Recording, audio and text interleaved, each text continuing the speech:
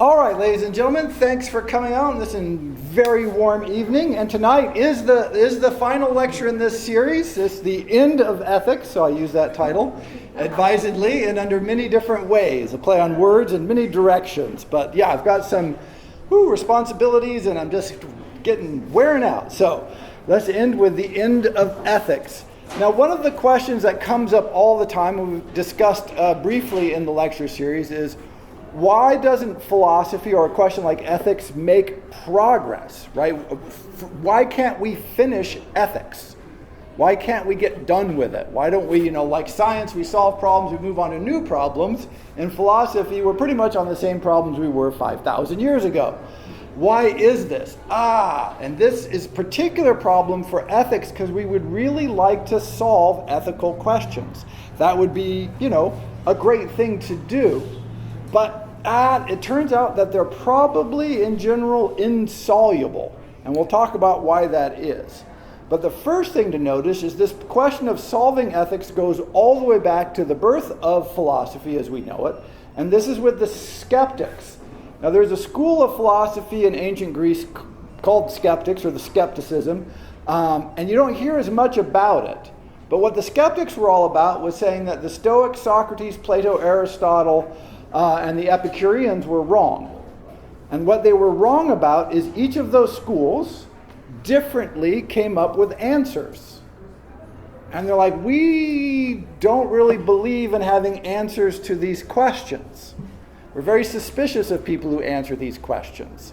And so the Stoics, there's the quote that I put in here. The term skeptic derives from the Greek noun skepsis, which means examination, inquiry, consideration.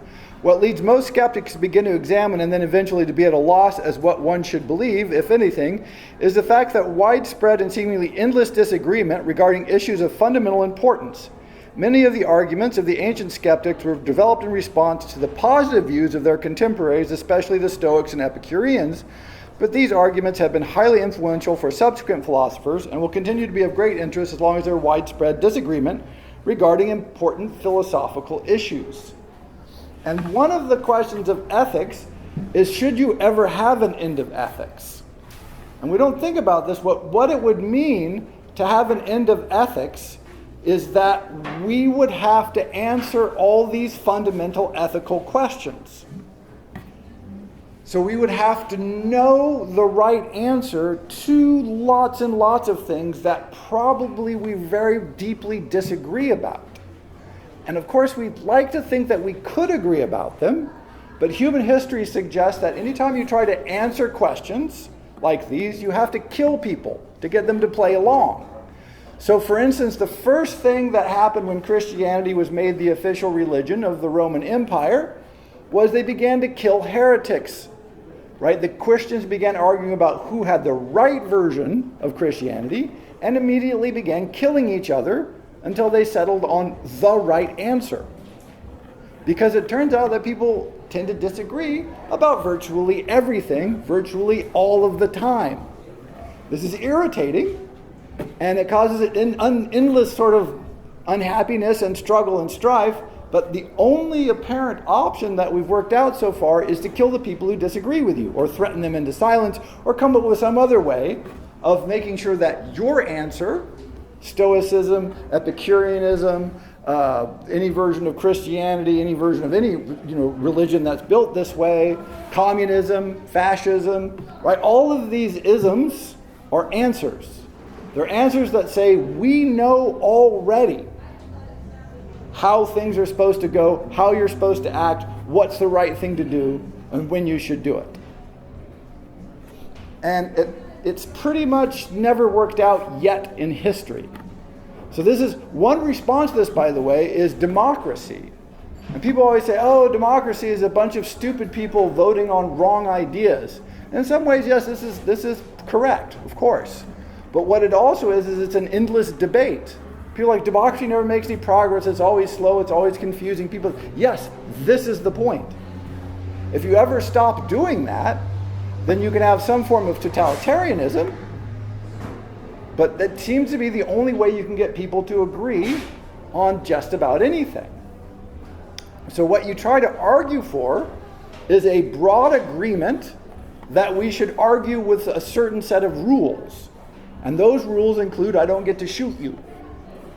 Right? That's sort of like one of those fundamental principles. That even that we don't agree on, of course, but we've made some progress in the last couple of 100 years towards that. But this notion that we have, that we love this idea that, if we could just get the answers, everything would be great. It's a seductive idea. Like cults, religions, legal, we're always seeking for that. But it's pretty much antithetical to ethics. Because again, ethics is the room that you have to think about the things that you want to do, how you should do them, whether they're worth doing, how they impact other people, and so on. The degree to which you're able to make those decisions is the degree to which you're an ethical being. The degree to which you cannot make those, it just hedges in your room for ethical thought. So it is closely allied with freedom, and freedom is closely allied with people not agreeing about shit, right? This is the example I always use is the cereal aisle at the grocery store. There is absurd variety of breakfast cereals at the grocery store. It makes no sense. There's no reason for there to be 100 different kinds of breakfast cereals, except it turns out that given the opportunity to express a preference, people like to buy 100 different kinds of breakfast cereals. And the only way to keep them from doing that is to artificially limit it in some way. So that's what often like communist governments, or anytime they try to restrict it, they're like, well, that's crazy. We'll give you 4 choices. And people get pissed off. They do not like 4 choices. They want 100. They want 1,000. They want as many as they can possibly get. And it seems like a silly one, but this is the impulse to try and make a rational systems that involve people and their ethical choices almost invariably ends up in pain and suffering of the people that you're theoretically trying to help. And so this notion of one idea of the end of ethics, which is to solve the problem, is itself seems to be awfully unethical. Yeah, it's unethical because then we would know the answer, which means you wouldn't have the freedom of choice, an opportunity to even develop the same answer for yourself. Right? Because it's even if you agree with people, it's one thing to agree with someone because you've arrived at the conclusion on your own. It's another reason to agree with someone because you've been in some way trained or forced into that position, either knowingly or unknowingly. Very different ethical propositions, of course. And the example I use here is from 2 medical ethicists, one from Johns Hopkins and one from I forget where, and they were talking about sending kids back to school during the COVID thing. And it's like, when to reopen schools is one of the most pressing decisions facing political leaders. All children are being harmed by school closure. So notice, 1, closing schools harms children. I think that's it certainly harms their education, socialization, creates all kinds of problems for the kids. Children of poverty most of all. The burdens being imposed on children are particularly ethically unsettling because protecting children's health is not the main reason schools are closed. Notice this, that children were very small impact on the early versions of COVID on children. And so, it wasn't that much worse for young children than normal flu seasons. And so it's like, are we really protecting them? Or are we protecting the adults? Turns out we were pretty much protecting the adults because the kids were little plague vectors and passed it to everybody. Kids are excellent at being plague vectors, right? And so impose a burden on the children to protect the adults, which is not unreasonable. But notice it is an ethical balance. Like, how much should the children pay to protect the adults? How much should the adults pay to protect the children? Right? Big slider there. School-aged children rarely die or become seriously ill. The biggest ethical challenge for political decision makers is determining when the balance between the interests of children and the interests of the rest of us tip in favor of children. Factored into this moral calculus is the additional argument that school reopening is integral to economic reopening. Many parents need the child care that school provides in order to return their stores, offices, and factories. So there's economic issues, family issues, safety issues, health issues, educational issues, all overlapping, all piled on top, exacerbated by the fact that remote learning works a lot better when you're highly educated and have access to a lot of technology both at home and your school district. It doesn't work that well when no one has computers and you don't have technology in your school district, right? Like, this is one of those things that everybody discovered, like, oh wait, none of these people have internet, uh-oh. So much for remote learning, right? This is the discovery that 30 or 50 or 70% of the students in your district don't have what you assume they have. Then there's also the notion of teachers. Should teachers be exposed to this incredible risk from the children? Is that reasonable for them to have to take on this risk? So it's not like, you see, there's no way to cut this where you can't go, oh, well, this is a trade-off. Lots of trade-offs, lots of problems. And what we did in the United States, which is both the glory and the challenge of the United States, is we did 1,000 different things. Because we have so many different school districts and we have so many states, and they all kind of came up with their own plan of varying degrees on every end, from like, okay, there is no pandemic, to, okay, we'll see the kids in 20 years, right? Like, they did the total. You can find districts that did every possible and every variation in between. It was crazy and great. But notice what this meant was community by community, district by district, state by state, really different answers were being delivered to the same question, because they were weighing the moral calculus out and coming up with very different outcomes. And the idea that, oh, we would have one solution, that there's one correct answer, is so appealing. Like, there must be a right one. There must be one that we can look at and go, oh yeah, this is the perfect solution. Unfortunately, yeah, with many, many, many ethical questions, this is just not operable. The best you can do is sort of some compromise, some ability to wait or consider or evaluate or pick trade-offs, pick winners and losers. That really, this is the best you can do. You can't hope for much better than that. Do we have some beeping? Do we have a beeping? All right, so when we think about this, like, our first task is to avoid the almost unavoidable desire to come up with solutions,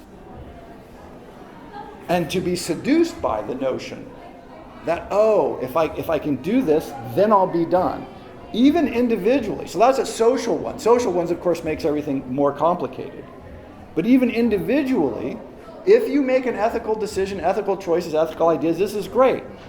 So we're finite beings. We don't want to spend all our time thinking about this. Well, maybe I do, but most people don't, right? They actually want to, like, go, okay, I got to make a decision. I got to move on. I got to get going, right? Let's get this done, which is perfectly reasonable. And so we develop patterns that we behave within so that we don't have to think about it all the time. The problem here, or a problem here, is we change. The notion that you should have the same ethical outlook, the same ethical ideas, the same behavioral strategies based on your core principles at every stage of your life is probably absurd. Because this would assume that you're fundamentally the same being that you were 10, 20, 30, 40, 50 years ago, and that you're fundamentally operating in the same society, in the same environs as you were 20, 30, 40, 50 years ago. And maybe that's true, but I get suspicious. I'm very suspicious of this, right? Because we're not static beings. We're not in a static environment with other static beings. And a lot of times, like, okay, I have an answer. This is why I love the Christians sometimes say, God has a plan. This is the greatest idea ever, because they don't seem to need to know what the plan is. Which is beautiful, because it means they can change how they act all the time. Because they don't know what's inside the box that contains the plan. Unbelievably liberating. I love this idea, right? Of there's a plan, it's in a box, so I could just change.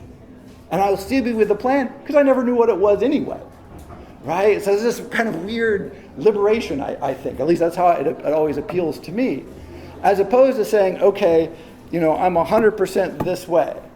One of my friends is a vegan, a very serious vegan. And then he's like, oh, he's getting ready to go to Greece, and he's like, well, I'm going vegetarian.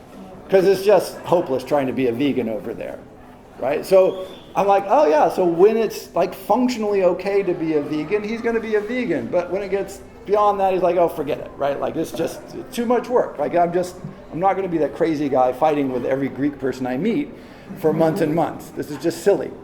Another one of my friends who's also a vegan, he says he's a vegan, but he'll eat anything that's made with love. Which I thought that's just the great answer. So he's a vegan, but if he comes to your house and you've made something for him with love and you didn't know he was a vegan or you didn't forget or whatever, he's not going to turn that away because it was made with love. Like, who doesn't want to eat something made with love? And I'm like, oh, what a beautiful, beautiful answer. Right? And so same question, what should we eat? Oh, somebody's a vegan, someone's a vegetarian, someone doesn't care, omnivore. Or the one I like, which is sort of the love diet, vegan except for love, right? So, you can be all these approaches, and why would you expect to not shift, perhaps? It's more common in Asian and particularly Chinese society, in Japan also, where they say, in Japan I believe it is, you're born a Buddhist, grow up a Christian, die a Shinto. No, that's not it. Now I've got it wrong. You're born Shinto, grow up Buddhist, die a Christian. Anyway, they go through all three, and I forget which order it goes in, but they have this notion that you change religions at different stages of your life, which is kind of crazy, right? We don't think of that, like, oh, when you get older, you'll just change religions. That's cool. That's what everybody does. We're like, nope, we have the answer, and we're going to stick with the answer. The other part of the end of ethics that comes up, and this is from Francis Fukuyama, from a book called The End of History and the Last Man, which is a very problematic book, but he was thinking about all kinds of curious things. And he says, thymos is the side of man that deliberately seeks out struggle and sacrifice, that tries to prove that the self is something better and higher than a fearful, needy, instinctual, physically determined animal. Not all men and women fill this pull, but for those who do, thymos cannot be satisfied by the knowledge that they are merely equal in worth to all other human beings.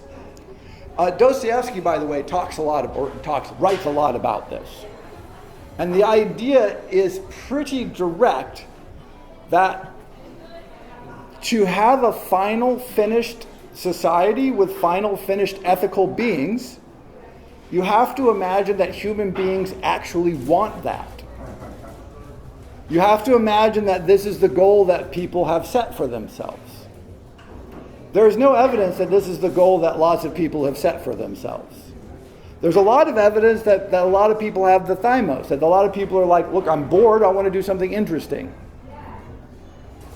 I feel strong, I want to live something heavy.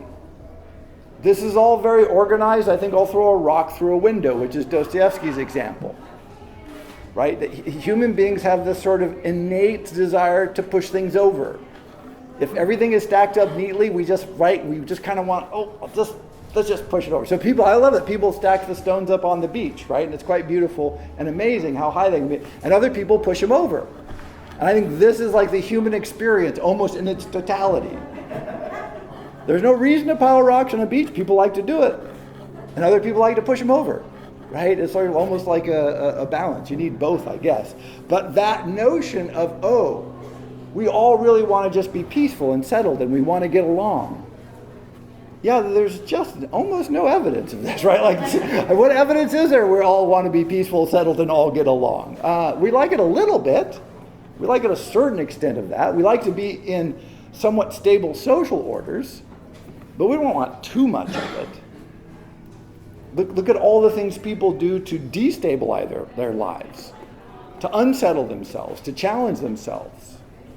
To, people go, oh, I'm going to learn skydiving or something. Like, throw yourself out of an airplane. Okay, that's just stupid. But it's very human, right? Think of, again, back to my lecture last time on AIs. Would the robots let us throw ourselves out of planes if they're programmed to protect us? I think they wouldn't. I think the planes would be like, oh, we can't let you do that. You can't, because it's dangerous. Like, you're crazy.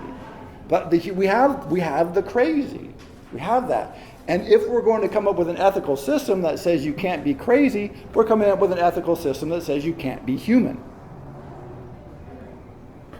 which is sort of what almost every system that tries to answer all this finally says, no, this is done, we're done. There's no more revelations, right? This is why you can't have new prophets in almost all religions. No new prophets. Why? Because the new prophet could just tell you to do everything different from the last prophet. And then there's no answer. There's no new system, right? So you continually have to say, no new prophets. We're done with the prophets. That was the last one. They keep adding another one, but the new one is always the last one. Hinduism is the closest system that I think that just says, oh yeah, there's 1 billion prophets and we're going to have 1 billion more. Knock yourselves out. Which is kind of part of the beauty of that system, if you want to call it a system. So when you think about ethics, one of the things to reflect on is that there is no ends. In fact, the ends notion is in some ways very much runs counter to any concept of what an ethical existence would be. Another place to think about ethics is where the locus of ethics resides. So a lot of ethics and a lot of what I've been talking about focuses on the individual, like internal reflection, but this is a question that, well, is it the outcome of your actions that determine whether or not you're behaving ethically? Is it intent? Right? So the problem with having outcome be the measure of your ethics is sometimes we do things that we think are going to work and they fail. Right? And you're like, oh, that was a terrible outcome, but that's not what I was trying to do. The problem with having intent, like, well, I'm going to have my intent be good things and therefore outcome doesn't matter as your metric, is this is how you get things like communism. Like, we're trying to do really good stuff, but like Mao's just going to accidentally starve 30 million people to death. Right? How many do you have to starve to death before it doesn't matter if your intentions are good? Right? You go, oh, well, your intentions might be good, but there's a lot of dying people. And it turns out we're totally okay with this. Like, it's historically, once we've decided there's a good, we're going to just pursue that. And it doesn't matter what we have to destroy or who we have to kill to get to that good, because we know we're doing good, so it's all cool.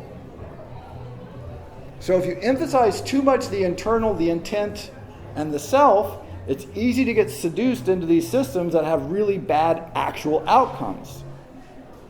If you just focus on outcomes, it's very tricky because, of course, we don't control the world. And you might do everything right and still fail and still have a bad outcome. By the way, this is the least American idea I think you can have. Right? The notion that you can do everything right and still fail, we hate this idea. It's obviously true. It's nothing is more patently true than the fact that just because you do everything right does not mean you will succeed. But what we do is we say if anybody fails or something goes wrong, we're like, oh, what'd they do wrong? Oh, something must be wrong with you. Even people who get like cancer or something. Oh, they got cancer. Oh, they smoked when they were young. You're like, what the hell are you talking about? Like cancer is somehow their responsibility. Right? It's this crazy, but we have that. We want there to be a reason. Right? You must have done something wrong for something bad to happen to you, or for you to fail, or not achieve the success you were hoping for. And of course, the converse side of that is, if you are, quote unquote, successful by some metric, then you must be doing things right. Right? You must be on the right track, because we know you can't do a bunch of things wrong and mess up and still succeed. Of course you can. History is perfectly clear on this. Lots of people have done totally daft shit all the way until they were wildly successful. And I always like to use my mom as an example. Now she's dead, but she had a bunch of kids when she was young, went to jail, got out of jail, married another guy with a bunch of kids, got in some trouble, maybe went to jail again, and then ended up doing very well for herself indeed. And you're like, wow, drop out of school, have a bunch of kids, go to jail, succeed. That's not the story they give you.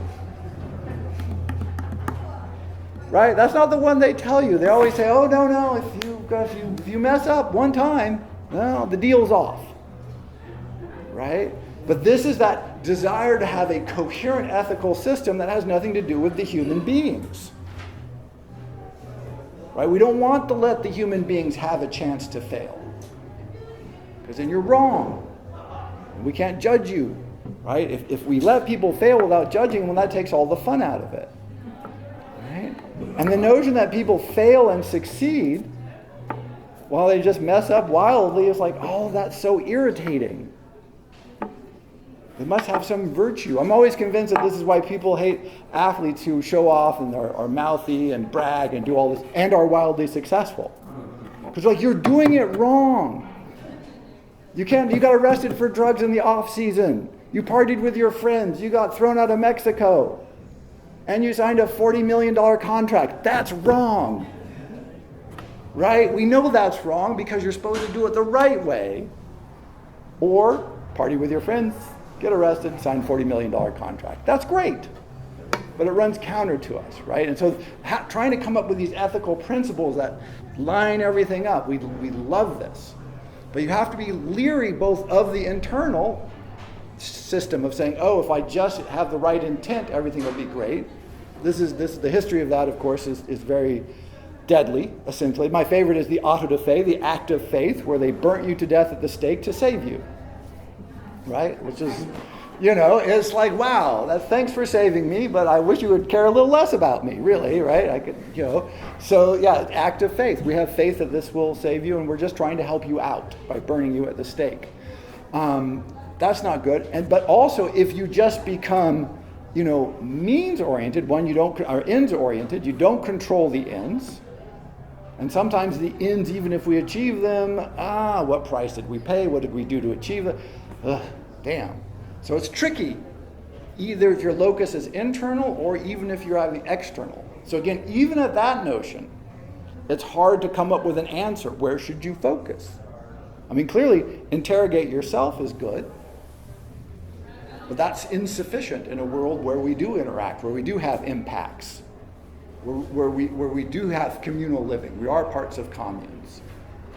Right? And so that also matters. How much? A friend of mine from Germany, he says that in Germany you vote once every couple of years, you check one box. And that's democracy. And he says he thinks that's about the right amount of democracy. He's like, it's not very much, but it's okay. It's plenty. He says, you guys are nuts. You're voting all the time. Like, why? What is the point of that? Of voting like 3 times a year for 20 people? It makes no sense to him. And it's like, how much, right? What is the right amount? Let's agree about what we should all be democratic. Let's just say we all agree about that and then go, well, what does it mean to be democratic? Is voting once, checking one box if you vote by party, once every 3 or 4 years, is that enough democracy? I mean, that's about as much democracy as they had in Iraq, right, under Saddam Hussein. Vote once every couple of years for anybody you wanted as long as it was Saddam Hussein. Right? Like, it's like something's wrong. How do we slice these things? And so finally, in thinking about not the end of ethics, is to go, right, so how do you move forward with this? I like to make things as practical as possible. And 2 parts of this is, one is interrogate yourself, right? Because ethics, again, is that expression of your own liberty. And so if we don't interrogate ourselves, we don't know. But also, we shouldn't believe ourselves. Everybody's clear that we're excellent at lying to ourselves, right? We're stupendous self-deceivers. It's one of my key phrases I always say is, I don't mind when other people lie to me. I only care if I lie to me. Right? Other people lie to me. That's great. That's cool. They're doing their thing. Totally fine. But if I'm lying to myself, I get so mad. God damn it! Why would I do that? But we do it. So there you go. So how do you not lie to yourself, or how do you check yourself when you're being suspicious? And I say a couple of ways. One is we have bodies. A lot of philosophy ignores this, but it is moderately well established that we do have bodies. And our bodies are always communicating with us. We tend to try to ignore them, I think, quite often. But one thing you can do is listen to your body and go, how does my body feel? What's my body telling me? Because your body doesn't really, in theory, know how to lie. There are actually examples where your body knows how to lie, which I think is cool. But generally speaking, your body isn't busy trying to lie or mislead you. It's trying to get what it needs. So this is why, I mean, again, my classic examples all come from school, but little kids being restless in class is not the kid's fault. It's the structure they've been inserted into is wildly unhealthy and inappropriate for them. They should not be sitting for several hours in a row. It's just maddening that they would suspect them to do this. And the kids know this. This is why they get antsy and agitated, often act out. And it's not, we just know this is not healthy. But we tell them, and we tell ourselves, don't listen to your bodies. Right? Just ignore them as much as possible. So I would suggest one thing to do to check your own self-reflection is to go, how to check with my body? What's my body telling me? You can also check with your friends. And by friends, I mean actual, real friends who care about you. And go, all right, so I have this suspicion. What do you think? And sometimes they'll be, oh yeah, I think that's right. That's a good insight. Sometimes they'll be like, what are you talking about? What the hell? Where did you get that idea? That's you have no idea about yourself. And you're like, ooh. And then you got to think, maybe they're wrong, but one gets suspicious that they might be right. So a classic example of body, when I was finishing my dissertation, I was just a teeny bit stressed. And so every time I sat down to write, I would spontaneously throw up. So I had to have a little bucket with me to throw up into. And then at some point I realized that this might not be a sign of health. Right? Like that's probably a bad sign. And to reflect on that is to go, oh, how many ways do we do this that aren't quite that extreme? In that case, I knew there was a deadline. Good Lord, I knew there was a deadline. So I thought, okay, I'll put up with this, even though clearly bad, right? My body was like, bad, dragons, you're going to die, don't do this. But, okay, but if it's a sustained process, that's not great. Or I was in the coffee shop the other day. This is a true story. I'm always in the coffee shop. So I was in the coffee shop the other day, and this guy was sitting there saying something about how terrible it was, like people who have to use drugs to get through their day. And so I picked up my cup of coffee and took a sip and said, yeah, to have to continually take a drug to get through your day is just, that is bad. And I put my coffee down, and he did not laugh. I thought it was hilarious. But it's like, oh yeah, that's right. I'm self-medicating here. I'm taking a pretty damn powerful stimulant at regular intervals. And that's, I should ask about that. How's that dealing with my body? What's my body have to say with that? What would my friends say about this? Right? When do you get over that? And so interrogating means, again, asking yourself, but also asking other people and your body. And then where we started early was the ethics of nature. And I pointed out that one of the things that Taoism really emphasizes that we don't is also looking at nature to answer our questions, right? Because nature is sort of by definition, of course we could argue long about what nature means, et cetera, setting that aside, outside of us. It does not care about us.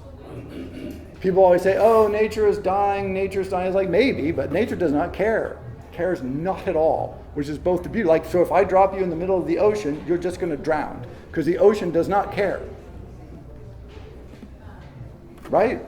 It's indifferent. And so that's great in a sense because it can provide clarity, a disinterested outside view, if we can reflect it back on ourselves. It's tricky, but this is one of the key ideas of Taoism and other nature-based ethical systems. And then finally, and the one that I think is both unavoidable and the greatest fun of all, is run experiments on yourselves. I always encourage people to do this. Because how are we supposed to know? We're finite beings. We have limited exposure to the world. How do we know if what we're doing is right? How do we know if something else wouldn't be better? How do we know if I should do a change or a shift?